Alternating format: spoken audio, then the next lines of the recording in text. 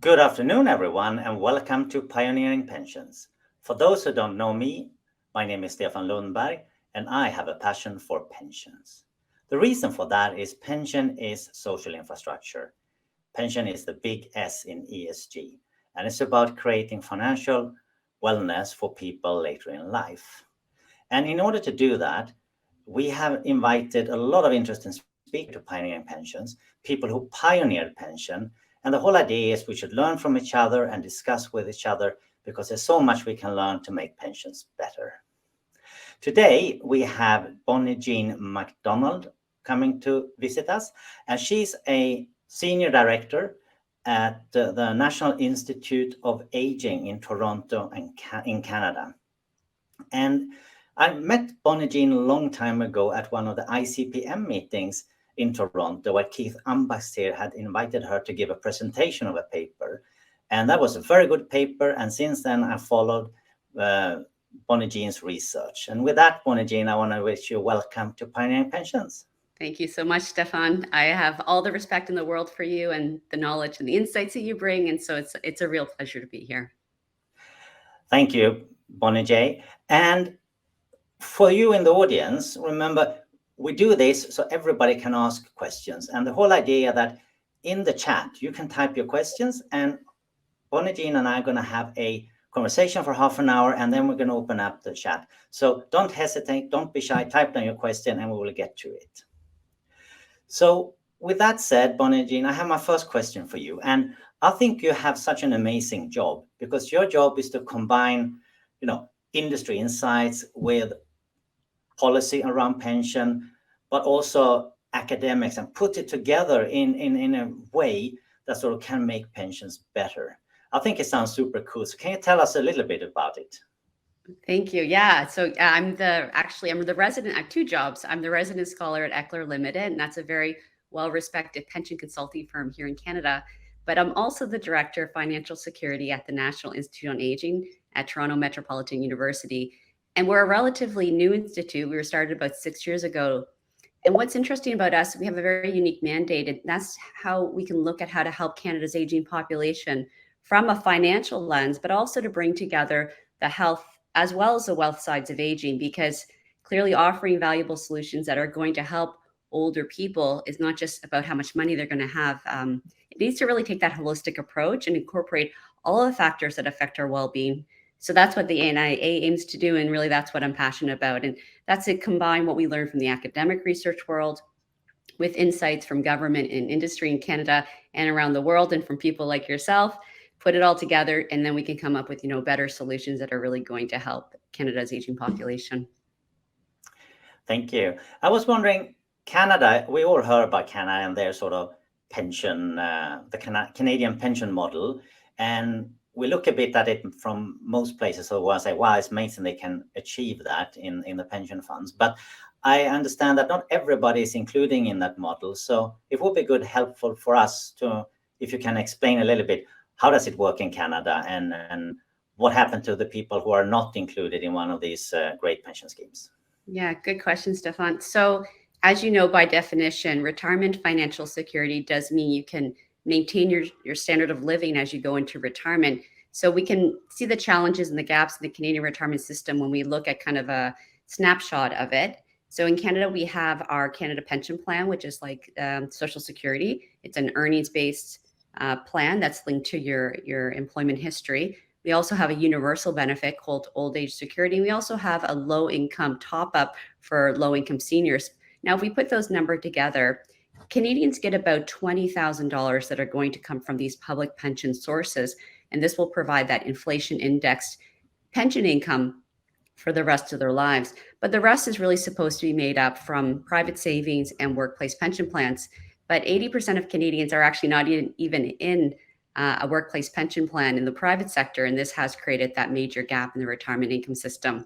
So as a result, we don't have mandatory contributions to savings. So everyone's really been encouraging Canadians to save more, whether it's public policymakers, academics, and industry. That's really been the theme in Canada, that for the last few decades, people really should be saving more in these kind of tax-deferred retirement savings.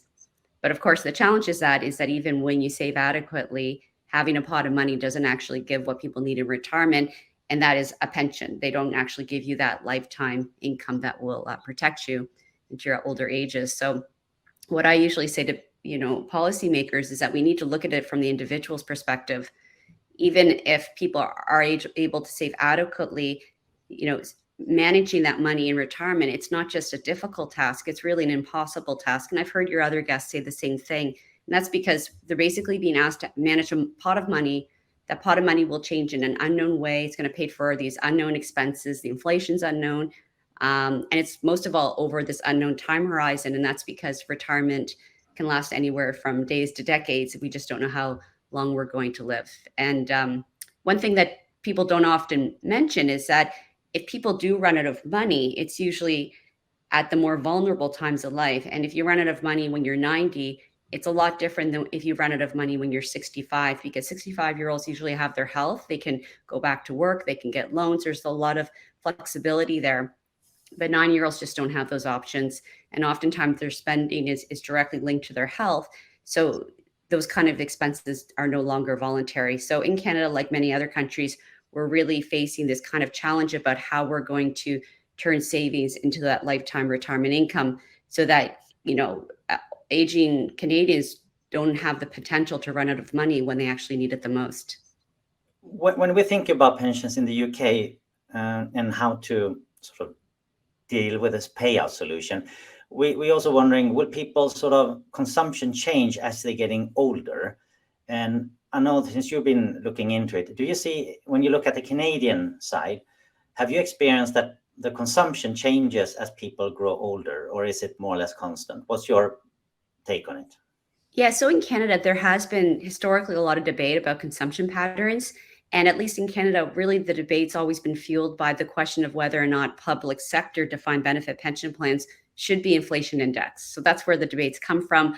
The place the debate usually lands is that no, they don't need to be, because consumption goes down with age, because that's what the data says. Now, this is kind of a moot point now because most Canadians just don't have defined benefit pension plans. But I think the reason it's also not really a relevant point is that the reason why we've seen consumption patterns decline at older ages is that people are spending less as their health declines. But what these numbers are not telling us is that what's actually really happening is that that's the time that families step in and they do unpaid work. So it's not that there's no costs, it's just the costs are being absorbed by the family. And most important, I don't believe, or we know from the data that this kind of unpaid care is not going to continue into the future. So although in my earlier academic career, I can say that I spent a lot of time thinking about consumption patterns, over time, not so much. I really have come to believe that the past is not at all indicative of the future. And this is just because of demographic, cultural, and economic changes that are happening in our countries. We hear all the time about this in the investment world, that the historical bond yields and the historical equity premiums are just not reliable assumptions going forward. But I believe it's the same across the board. We really just have a completely new world ahead of us in the retirement sphere. If you can imagine, for the first time in history, we have this massive group of workers, the baby boomers, going into retirement. And not only do they have the longest life expectancies than any previous generation, they're also the first generation ever to have relatively few children. And the retirement financial industry needs to appreciate that it's actually adult children and not investments or the government who have traditionally taken care of the elderly. And we found in our data that's still true today. And what we also see, it's a very unsustainable system, and it won't be true into the future. So for these reasons, I really do believe that looking in the rearview mirror is just not going to be as helpful as looking ahead at the road ahead of us. And that's where I've really put my attention. I think that's a good strategy, because I would say whenever you're trying to see what's going to happen in the future, it's good to think in scenarios. What could happen if this happened, and what are the consequences? And I think both when it comes to investing, but also when it comes to policy making, I think we should work much more with scenario thinking than just looking back and do projections based on that. So I really buy into that. Bonnie-Jeanne is a really good one. I also was thinking a personal reflection on this, because it also depends which country you're in and what kind of social security system they have. Because my mother, she lives up in Sweden. She's in her 80s. And I live in Netherlands, so I'm quite far away, and I'm the only child. But in Sweden, they do have pretty good sort of social security. So there's someone coming to her, helping her with a sort of household tasks she cannot do herself. And she's paying for it, but also paid through the state.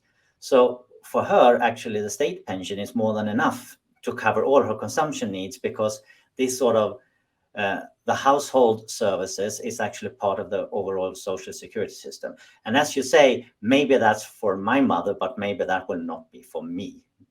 Yeah. I mean, that's exactly it. I mean, it may not be for you. And also in some countries like Canada, the United States, those kind of benefits just don't exist. Now, we've known it for decades that population is aging, and that the demographic changes are really going to impact the cost of these kind of social programs. But in Canada, at least, the focus has always been on our social security programs, and that's like the Canada Pension Plan and primary health care.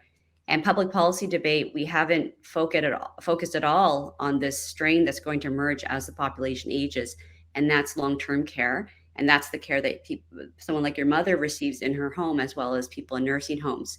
And when it comes to this kind of demand for long-term care, we're really at the tip of the iceberg. In 2021, for example, during the pandemic, when aging populations were a little bit blamed for what we were seeing in nursing homes in Canada, the truth was the oldest baby boomer had only turned 76. And that's the age that the vast majority of people are living independently and they don't require care. And we just really haven't hit that critical threshold that large numbers of older Canadians are going to need this care. And by the time that happens, what I found in my projection research on this topic is that a combination of factors is really going to make this system unsustainable. One problem in Canada is just that Canadians actually have a mistaken belief. They think long-term care is going to be covered in the same way that hospitals and doctors are covered, but it's actually not part of our, it's called the Canadian Health Act. So it means basically it's not a guaranteed service. And we already have huge numbers of unmet long-term care needs in Canada. We have actually hundreds of thousands of Canadians who say they need more help in their homes. We have 50,000 seniors on waiting lists to get into nursing homes. And it's also paid out of general revenue. So there's no separate fund that's accumulating to pay for these expenses as they balloon bigger and bigger. And what we found in our research, because no one had really, at least at a public policy level, looked forward and said, well, what is the cost going to be? But my recent NIA research paper with Michael Wolfson and John Hurdy's, we actually did take a very large-scale microsimulation model of the Canadian population. And we found that if Canada does continue on its current track, the cost of publicly funded long-term care will actually more than triple in the next 30 years, from about $22 billion to $71 billion in today's dollars. And what we actually also find was that that's really just one side of the challenge. As I already mentioned, historically and around the world, really family has acted as that form of long-term insurance for older Canadians. And they do give most of the care. And we actually found in our data that for most families today, family members, so adult children, give about 75% of all the home care for older Canadians. So in a way, we're already as a government, as a country, getting a 75% discount on the care that is being given to seniors. So really, a part of understanding the challenges ahead of us when it comes to retirement income security is to look at the informal systems as well as the formal systems. And really the prospect of this unpaid care system, which includes not just, bathing seniors, it also can mean driving them places, helping them with their taxes. Like, the spectrum is huge, and anyone who has aging parents knows just how much families will end up doing for these older folks. But things like smaller family sizes, more separated and divorced seniors. We have more women in the workforce in Canada than ever before. We also have, like you, Stefan, parents not usually living with their children. And also, we already find, at least in Canada, that family already report a high level of stress, physical and emotional stress. So the idea is that this system is also not sustainable. And if all of those hours of care were actually to be paid publicly, that would put the price tag up to about $100 billion. And that would actually represent more than a quarter of all projected provincial and federal personal income tax revenue. So this is a really big topic, and I really could talk about it all day. And these are big numbers, but the message that I really want to get out there is that the problems that we're already seeing in Canada, and I know also in the United States, they're very heartbreaking, but just to be aware that these pressures are going to likely increase a lot. How do politicians react on this? Because you don't have to be, if you just look and think a bit, demographics is quite predictable unless you have massive migration, but demographics is going to look more or less similar in many developed countries. So do people take this seriously on the political side, or do they treat it a bit like climate change? It's really important, but ... Yeah. So, I mean, I think everyone across Canada at least unanimously agrees that the status quo isn't working and fixing the problem is going to require that fundamental change. But I think despite the pandemic, which should have been the impetus to really make reforms, because we had the highest proportion of deaths in the nursing homes in Canada than actually any other country. Despite that, there's really what's really missing still is that collective will of policymakers to make major reforms that have those kind of long-term payoffs. For sure, good work is being done on kind of small scale across Canada, but to date, there's really been no meaningful, holistic national plan forward. And I just kind of personally, the thing that I'm most surprised about is the lack of urgency by the people who this is actually going to affect. So again, we have this really big group of baby boomers. They have huge voting power. They make up a quarter of the population. And on the whole, they're healthy and they're very wealthy. But over the next decade, they're going to be moving into their 70s and their 80s. And they've just now seen vividly through the pandemic what can happen when aging folks are vulnerable. And basically, that's really a good kind of window into the future without major reforms. So don't get me wrong. Population aging is, of course, going to affect all of us. And there are also a lot of people working really hard on this issue, but I just don't sense that widespread urgency that's going to be needed to take us off a very dangerous path. There is a very good example that was done in Sweden. I think it was in the mid-90s. They realized the pension system wouldn't survive because of demographics, and they make changes. So they were able to do it in time so the baby boomer could build up buffers to make a system reasonably generational neutral. And I think when it comes to politics, the big discussion is going to be, okay, we have a big burden and it needs to be shared, but how do we share it without putting too much burden on future generation? I think that's going to be a very difficult discussion. I have a question now for you, which is on another topic, and that's more or less, okay, we do have a big problem in front of us, and how are we going to save or invest our money to sort of be able to draw it down in a good way? And our previous guest, Larry Kotlikov, he has a question for you, but instead of me repeating it, let's roll the tape. Well, I'd like to ask her whether the Canadian government is, or whether she and others in her area can encourage the Canadian government to issue survivor contingent zero coupon inflation index bonds that would be protected against taxation on the inflation component of the return. Because if she can get that to happen in Canada, then the US will see this as a model, and the UK will see this, and European governments will see this, and then this will just spread across the world. Yeah, so Larry, that's a great question. It's pretty exciting. He's a giant in this field, so to hear the question coming to me is fun. So basically, his solution really is tackling this problem of providing kind of affordable lifetime income. And in response, I really can only speak from the Canadian perspective. I absolutely like the idea that the government, especially the federal government, getting more involved. And in fact, they do need to get far more involved in addressing the challenges facing, our country. But I would say his solution will have some difficulties in Canada. I'd heard in that discussion what was also brought up, this idea of buying extra Social Security benefits. And that's something I really thought was a great idea. But from the private conversations that I've had here in Canada, it's a non-starter. So this idea of can you buy more benefits and top up your CPP, it's not going to happen. Now, as for the option to buy government-issued inflation index mortality pooled bonds, I guess that's what we could call them, I think this is interesting. And it's interesting that if this conversation was actually just last week, I really wouldn't have had a very definite answer. However, now I do. So just last Thursday, the Canadian government announced that it needs to improve its fiscal position because of inflation, runaway inflation and things. It's therefore reducing the amount of debt that it plans to issue. And it's now actually ending the sale of bonds that provide protection from inflation. And in Canada and the US, they call them TIPS. In Canada, we call them real return bonds. So the government is actually completely getting out of the business of guaranteeing inflation protection, let alone longevity protection. So you can see that we are really, going in the opposite direction. But I think personally, this direction may actually be potentially better. I would like to see policymakers, as you said, Stefan, move away from systems that transfer risks by giving future guarantees and move to systems that really are built more on risk sharing. These kind of risk transfer systems may likely land really heavily on the shoulders of the next generation. And that's going to basically, in my view, make an unsustainable system even more unaffordable as the population ages. So for that reason, really alone, I'm really more of a champion of risk-sharing arrangement, and that's especially at the public policy level.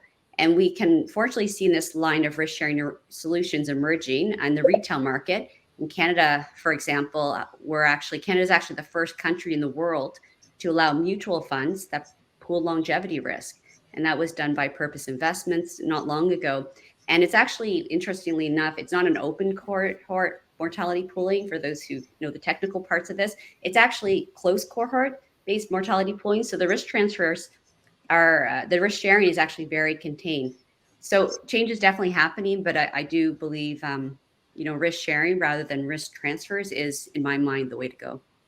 In a previous episode, Richard Thaler had this idea as well, that in the US, if you postpone taking a state pension, that's actually a way of creating an annuity later in life. And I know you've written about also that you shouldn't take your Canada pension plan or Quebec pension plan pension at age 60, but wait until age 70.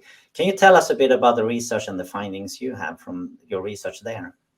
Yeah, so the option that Canadians have to delay their Canada pension plan or the Quebec pension plan, which is a counterpart in the province of Quebec, this is a really attractive solution because it doesn't actually require any changes to our retirement income system. It's really more about raising public awareness and changing the bad practices in the financial service industry. So just quickly by way of background, Canada Pension Plan, or I'll call it CPP for short, it's part of the first pillar of the Canadian retirement income system. It's really the single largest source of retirement income for the Canadian older population. And for many, it will be their only real meaningful source of inflation indexed income. Canadians don't actually have to start receiving these benefits as soon as they retire. They can take them as early as age 60 and as late as age 70. And the benefit amounts, they are adjusted by the age of the individual when they start receiving those benefits, and those adjustments are substantial. Now, the way that the delay is often explained is that Canadians will get a 0.6% reduction for every month they take it before age 65, and a 0.7% increase for every month after age 70. Now, if you do the math, what we actually find is that by waiting from age 60 to age 70, you're going to more than double this lifetime inflation index worry-free pension. Now, in my research, just really quickly, I did find that delayed CPP is really the most misunderstood, underused accumulation solution out there. And I really did find there's no better financial strategy when it comes to getting that secure pension income that people so badly need. And I also found that only 1% of Canadians are actually fully taking advantage of this option. And actually 95% of Canadians are taking it by the age of 65. And they're really forfeiting the most inexpensive way to get this super safe pension that is really one of the most safest financial systems we have in Canada. So, well, why is that? So for recommendations, I would say, number one, we really need to change practices in the financial service industry. And the way to do that is start changing the way we actually explain the benefits of delaying these pensions. And this is kind of some insights that can apply around the world for any DB plan. So basically today, Canadians, when they go to get retirement financial advice, they're being encouraged to take their benefits early. And that's because the mainstream practices that these advisors are using is called a break-even age. And they use statements like this. So they'll say things like, you'll be ahead financially if you take CPP at age 60 and don't live past age 80. And what research in the US by Jeffrey Brown found was that this type of financial framing really does powerfully influence people to take benefits early, because it's getting people to basically mentally gamble how long they think they're going to live against that break-even age. And it basically triggers this kind of short-term loss aversion, and rather than help them to understand the long-term consequences of this decision. So in this research, what I did and the value I tried to give is try to think of better ways to explain the advantages of delaying the benefits. And one approach that I focused on is a metric that I called lifetime loss. And lifetime loss, all it is, it's outlined in the paper, and it's really the expected financial loss of taking CPP at an earlier rather than a later age. So it's technically just the expected present value, but the benefits are discounted by inflation. So really, it's conveniently just the sum of payments over life expectancy. So super simple metric. The way for example, I would explain, and when we released the research, the kind of headlines, and it got huge media traction, was to say that the average Canadian is losing about $100,000. And it just turned out it was a nice round number, $100,000 of lifetime income in today's dollars by taking benefits at age 60 instead of 70. And then I also stress that it means that Canadians are really giving up, possibly hundreds of thousands of dollars, and how important this money is going to be for people in their 80s and 90s. I think the major benefit of kind of changing the metrics we use and the way we explain them is that it's going to encourage people to really look beyond the short term, which I think is the biggest problem, I think, for anyone at any time of life. We like to look at the short term, but for retirement, it's just so critical that we start using metrics and I guess from your past guest, Richard or Thaler, nudges that really encourage people to think of that long term, because retirement is just a long term planning. But the unique thing about retirement, unfortunately, is that people are making binding decisions at retirement that have these super long term implications that are going to affect a much more vulnerable future self. So these are just some examples. Anyone who's interested in kind of seeing more of the ways I see having an impact on changing this kind of behavior, please do see the paper. It was helped funded by the FP Canada, and it's on the NIA website. But I'll also add that, the media was fantastic, but for sure the most important aspect of the research is that it did actually directly change the standards of practice by the financial service industry. So they're the ones kind of with that vested interest not to change, and they've actually now changed officially their standards of practice. So that was a huge win. And I also am working now with government policymakers and other stakeholders just to start doing a better job in the way Canadians understand this program. I think that sounds like a brilliant thing, in particular that you do have a very cheap deferred annuity if you actually just play it a bit smart with your state pension in Canada. I have a final question for you before we open up the floor to questions. And that is actually, I want to pick up on what you said about this, take a mutual fund and put longevity on top of it. And I know you wrote the paper about it, and you call it dynamic pensions, right? And I think, can you just explain very quickly what the spirit is? Because this is something I looked into, and I kind of like what you're doing. And there's other more complicated models to do it, but I think what you have is relatively straightforward and simple model. So can you tell us a little bit on how it works? And actually, it is being implemented as well, right?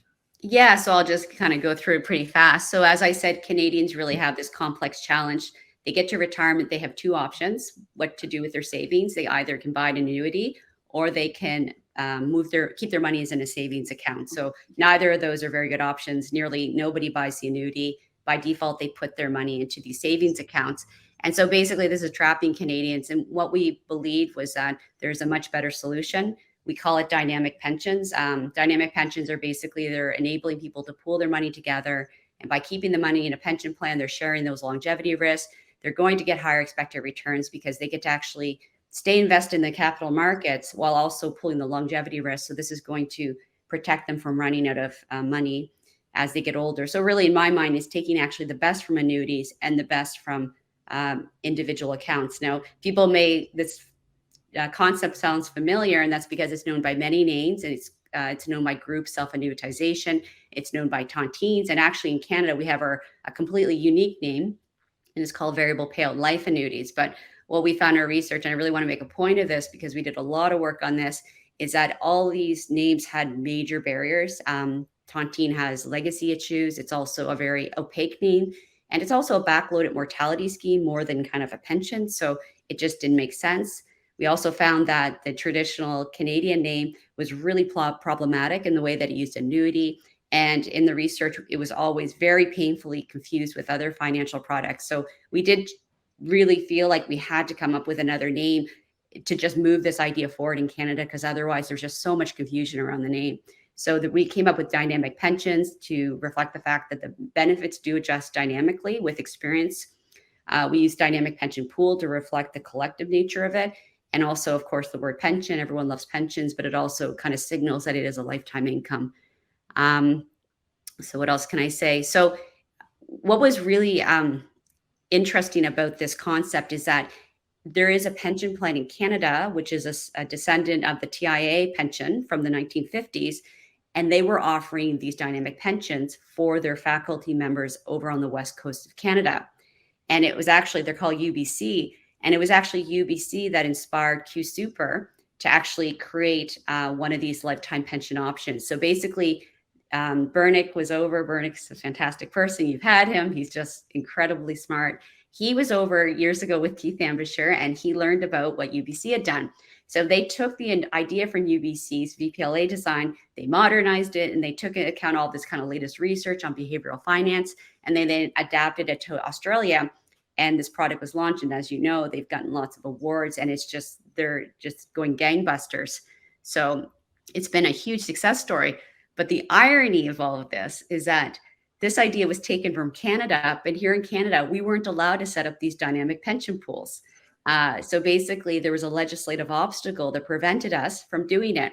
So this concern that we really needed this, it was really a gap in our retirement income system. It had to be solved.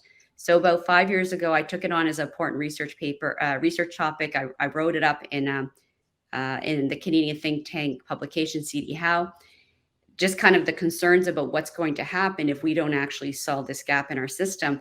And the most important part of that was the fact that it had so much interest and support by thoughtful stakeholders across Canada, so much so that in 2018, this research with Keith Ambasher, we at the NIA, we actually did spearhead an advocacy campaign, and we really rallied together like-minded thought leaders from across Canada, from the actuaries, the pension associations, the senior advocacy groups, the insurance associations.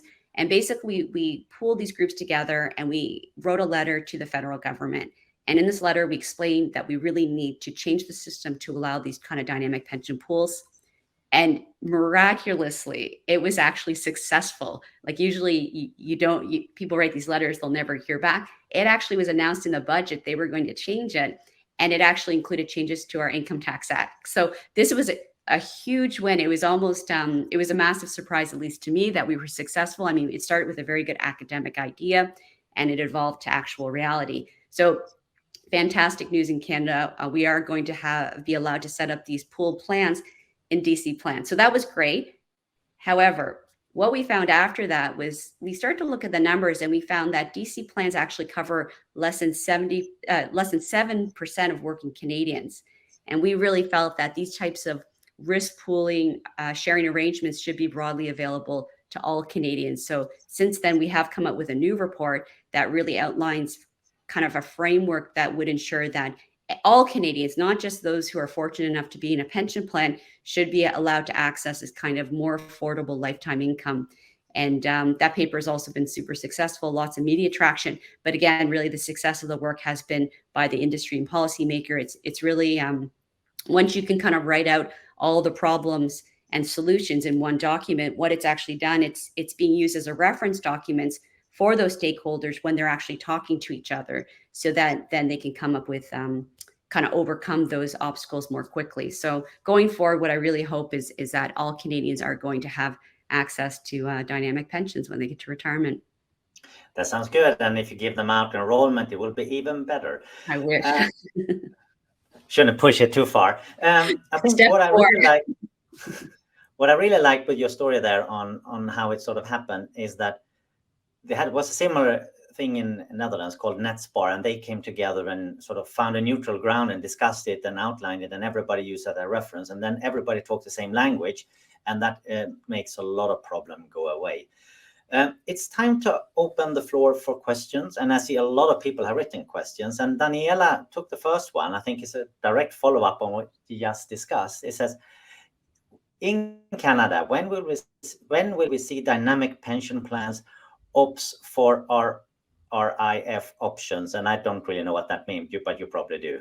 That is exactly what we want. So RIFs are basically those individual retirement accounts that Canadians move their money, their tax deferred money into when they hit 71. So that is really kind of where we believe this should go. There's no reason why these kind of decumulation products should be only available to people in pension plans. Pension plans is something you have while you're working. People in retirement by definition are not working. So the goal then is to have organizations be able to offer this to the full population. And we already see this happening organically. I know the insurance companies would really like to do this, as well as we actually have some very well-run public sector pension plans that are now allowing their members to put in their own private savings. And they're going to be giving that kind of, it's actually called CAD. It's a very respected pension DB plan in Canada. They're allowing their members to put in more private savings. They want to give this dynamic pensions as an option for that private saving to kind of top up their DB plan in retirement. So the next logical step to that would be, okay, you're now letting your members put in their own money. Will you let people from the public come and put in their own money? So again, I think the wheels are really in motion. We set up the structure, the conversations being had, and therefore it really is, I believe, going to be the future of pensions in Canada. And can it happen today, or do you need legislative changes? I think that's the question from Daniela. Right. So they're just, what I understand is that there are groups who are kind of moving forward, talking with regulators as they do it. I mean, it's so hard to know how change really happens. But then at the same time, the regulators, so pensions are regulated by province in Canada. Those regulators are coming up with the regulations around this. And from what I understand, the really good news is that there was a lot of fear that the regulations would look more like defined benefit regulations, which would be another barrier and something that could really kill it. But what I understand now is that the regulations that will come out will be very flexible, and it will respect the fact that these do not require reserves, or it's a fully funded DC plan basically that pays out the experience year by year. There's just no reason to have onerous regulations on these types of products. And then we have a question from Scott, which is more like, what should I do? So you're not giving advice, you might give guidance. The question is, in the rising interest rate / inflation environment, is it better to be retired and get indexed CPP or / OAS, or continue to work knowing that the CPP contributions are going up? I think the short answer to that is, the idea that if people enjoy their job enough, they can continue to work. That's always the best strategy. By working longer, you do contribute to your earnings history for CPP, and waiting for those benefits to go up for sure. So you're going to get, generally it really depends on people's individual circumstances, but you'll get the adjustments by virtue of the fact that pensions are being taken later, and also the numbers going into the calculations also push the benefit levels up. So there's just so many reasons why working longer is better. You accumulate more money, you get hard CPP benefits, and also then you'll have a shorter amount of time to finance your retirement because you've now worked longer. Now, aside from all of that, I think the other important things about talking about working longer is that a lot of people retire because they have to take care of their spouse, they have health issues. And for those people, retirement, that's what it's there for. Take the benefits. That's the purpose of the system. However, for those people who do think they'd like to work more, in Canada, we're kind of working towards more flexible, more flexible work arrangements. And that's because we really do have labor shortages, and having more Canadians work longer is good for the economy. It's good for Canadians. And it's also good for, mental health. According to some of the research, that staying engaged in your job actually is better for people on a social and psychological level. So there's a lot of good reasons to work longer. I fully agree, Bonnie-Jeanne, because the founder of Cardano, Theo Cocken, he made a documentary called Your 100-Year Life, and it actually goes through all these factors. And the fun part, a lot of the people who have been guests here in Pioneering Pension have also passed the formal retirement age, but they love the topic and they continue to do it, and they're very happy and healthy and cognitive, very alert still. So, find a job that you love and enjoy it. Yeah, you find a job you love, you never work a day in your life. Yeah, that's a good one. David has a question here. It says, everyone talks about diversification in investment, but in situations like the current investment environment, nothing seems very reliable. What do you think about annuities for those who can afford them? I mean, the benefit of annuities is for sure that it gives you that guaranteed return, that guaranteed payment, but the guarantee does come at a very high price. And what I would say, if this question is coming from Canada, we ran the numbers and we actually found that. So basically, when you delay your CPP, you can think of it this way: that the payments you would have received are being used to purchase an annuity. And I compared that to the same annuity you would get from the retail market. And what I found was the cost of getting the same pension from the retail market is actually twice as expensive as the cost as you're paying to get that delayed CPP. So before buying an annuity, I think the best guidance, not advice, guidance is to first delay your CPP, because you're going to get twice the pension that you would get than if you were to buy an annuity. Thank you. And I have another question here from Bernard. It says, older people own their own homes. To what extent can they exploit this asset to pay for living in old age, including paying for care? Yeah, so I think there's two So big that's mortgage story. Right. So there's two big kind of elephants in the retirement financial security realm, and one's a good thing, the fact that everyone has their home. Now in Canada, we have our housing equity vehicles that tap into your home equity. They're not very popular, and it's not a very developed market. So that's definitely one area for improvement. The other elephant in the room is, as I already said, is long-term care. And I really believe that's a really important topic. It needs to be addressed, and it's really gotten no airtime. So those two topics are things that really do deserve more attention. And for sure, there is this belief that, well, if you own your home, then if you become disabled and you have care needs, you could sell the house as a hedge against the cost of nursing homes and things like that. It's just, if those, there's a lot of moving factors there. And if the factors don't quite work out, it could become a very bad situation. So again, I just believe that there are better solutions. We just need to actually put the structures in place at the public policy level to allow people to actually more efficiently and effectively tap into their resources to protect themselves into old age. Thank you. And we have a question from Henry here. He says, we've heard a lot about Canadian risk-sharing schemes. How are they doing? And I think it's referring to the latest turmoil in the market. Right. So I think he may be talking about the kind of the target benefit plans. So, yeah, I mean, they're still not very popular in Canada. I can speak more from, what I was talking about is not so much these kind of target defined benefit or collective DC plans. What I'm talking about is something a little different, which is where you're doing the risk sharing only in retirement. And so if you can imagine, when you're going into retirement, people are putting their money into these individual accounts, or they can put them in this kind of mortality risk sharing investment. And what we heard from UBC was that their members have virtually never complained. And that is because if they see a dip in their pension, they know fully well why it's happened. It's because there's been a dip in the stock market. And had their money been in the stock market, the same fund, but in an individual account, the same thing would have happened. But at least when it's in a dynamic pension, they know that they're not going to run out. So it gives them that peace of mind and that confidence. So I think it's really important that when we talk about risk sharing pensions, we don't compare them to annuities, because that's actually not the correct comparison. Nobody buys annuities, at least in Canada. We need to really compare them to what people are doing, which are the individual accounts. And when you do that, you quickly realize that the experience is almost identical in terms of the volatility. However, the difference is that people now have the assurance that they aren't going to run out of money. And that's a really, really important thing to have when you're in retirement and you become more and more vulnerable. I like that analogy, because I remember up in Sweden, I worked for an insurance company, and they had this policy of smoothing investment returns over 3 years to kind of dampening the effects. The problem was that when the stock market went down, everybody was happy.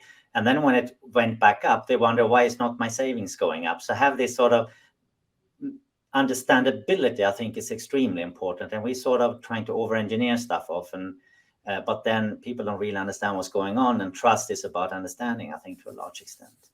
Stefan, I just want to kind of add to that. Actually, Bernick was talking about this exact same thing, that they were looking at whether or not they should smooth the experience, but it really does get in the way of transparency. And also, averages are great when you have up, down, up, down, up, down.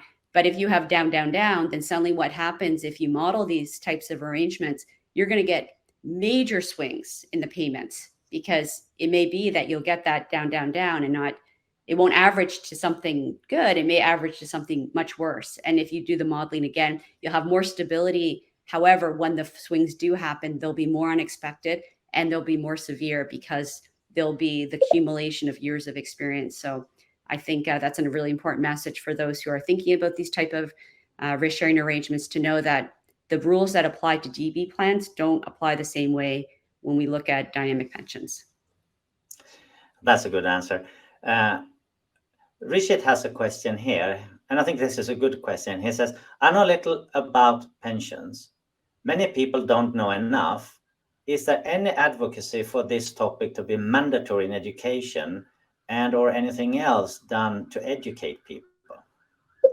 Yeah, I think financial literacy, one of your previous guests knows a lot about this. It's always a topic, how well we can financially literate help the population become more financially literate. And I did once see a funny Canadian comedian who said that, the Canadian government has you in school for 13 years. And then when you graduate, you get a job and you're expected to do your own taxes. But in those whole 13 years, they don't teach you how to do taxes. So, there's quite a bit of time that people could be learning about these topics in school. And they're very important topics, whether it's people's taxes or how mortgages work or, retirement planning. And they're really not being done. How to change that, I wouldn't be the best person to know, but absolutely, I think it's important to do. There's a bunch of questions here around dynamic pensions, and one is from John. He says, no one has used the T word. Are dynamic pensions a 21st century tontine?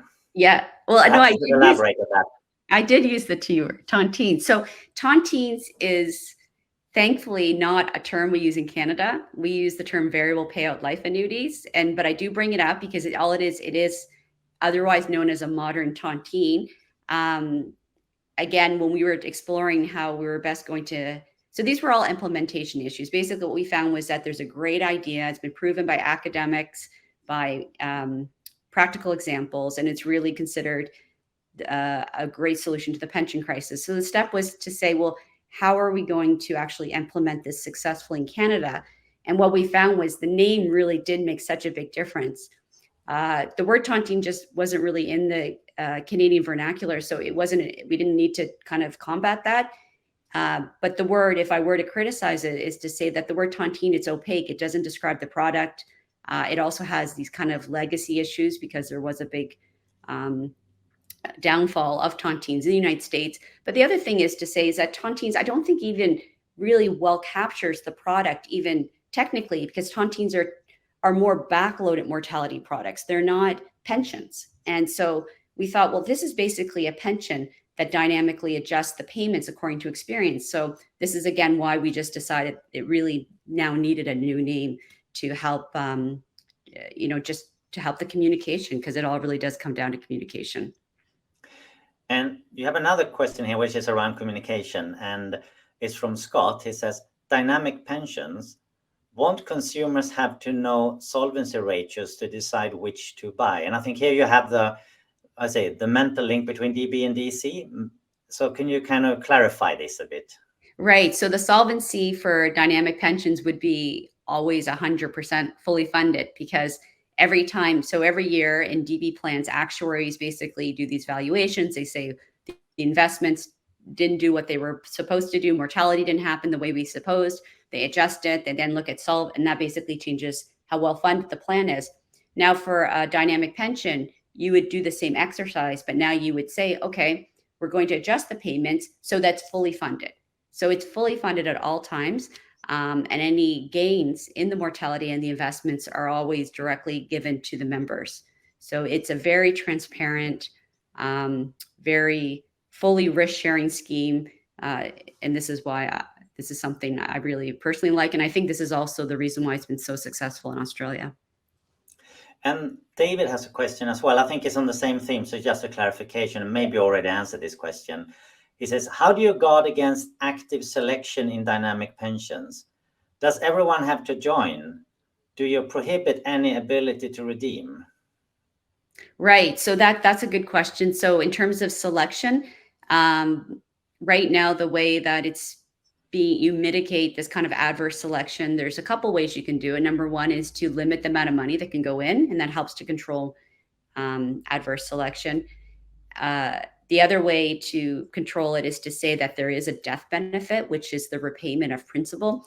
And based on Australia's experience, Bernick said that was absolutely necessary because people really have a hard time parting from their savings. But if you could say to someone, well, we're going to give you the balance between the money you put in, the payments you've received, then suddenly people are willing to part with their money. So you're going to get much more take up. And also the fact is most people won't die in those early years. And therefore it's actually quite a cheap insurance to put into these types of plans. So for sure, there's ways to control the adverse selection. And there's also ways to control that behavioral bias against going into these kind of mortality pool structures. I remember I spoke with Brennick about it, and he said, but there's a lot of men in the late 60s who are singles who actually sign up, and then the risk is quite high.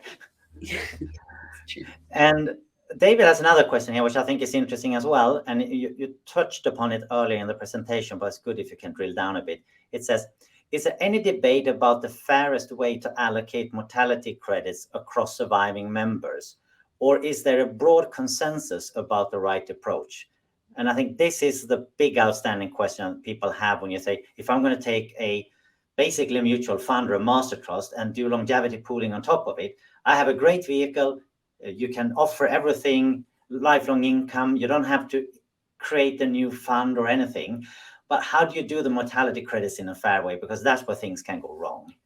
Yeah. So the way that UBC's done it and Q Super's done it, or is now called ART, is they've just done completely equally across the entire retirement pool.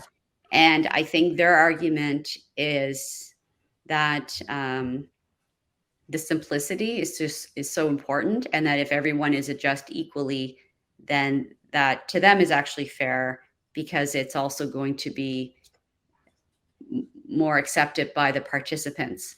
So I think the message that I hear from people who have been implementing this solution for, half a century is that simplicity is really important. And, actuaries like to be very precise with their idea of fair. However, simplicity kind of should trump fairness, because at the end of the day, we're dealing with people and everyone has their own definition of what is fair. And everyone getting the same adjustments to the average person is more fair than trying to kind of, boil it down into individual credits and things like that. I think it's a very wise comment. I think it applies to everything we do in pension. Explainability is everything. If you can explain what you're doing, people understand it. And it doesn't have to be perfect, but everybody knows nothing is perfect. And if you micromanage stuff or make it overly complicated, you might lost yourself in the details. Bonnie-Jeanne, I think we have covered the last question. We're running a bit out of time, but you have now answered a lot of our questions. So now it's time for you to ask a question. And I want you to ask a question to David John from AARP. And he's going to come as a guest in December, on December 8th at 2 p.m. And you're all welcome back and to listen to that. But Bonnie-Jeanne, what do you want to ask David John? So yeah, I think, so David John, he's a very respected thinker in the space. And I would be interested to know if he sees dynamic pensions taking hold in the US the same way that they have been evolving successfully in Canada to fill our decumulation gap. I think that was a very good question of running it up. I think we come to the end of this webinar. It's been tremendously fun, and time has gone much quicker than I hoped for. I would like to continue asking way more questions. But first of all, I want to thank everybody in the audience for coming. It has been a pleasure to have you here, and I hope those who are going to come and watch David John answer Bonnie-J's question. To you, Bonnie, I would say thank you very much for coming. I've seen a lot of comments here in the chat, which I fully concur with, saying this has been a tremendous conversation. And Bonnie-Jeanne, you answered our questions in a very good way. And I think a lot of people have got inspired of actually making pension better in the place where they work and what they are doing. So a big thank you for coming, Bonnie-Jeanne. No, thank you, Stefan. I'm just very happy, and those are very kind words. So thank you for having me. Thank you very much, and hope to see you soon. Bye.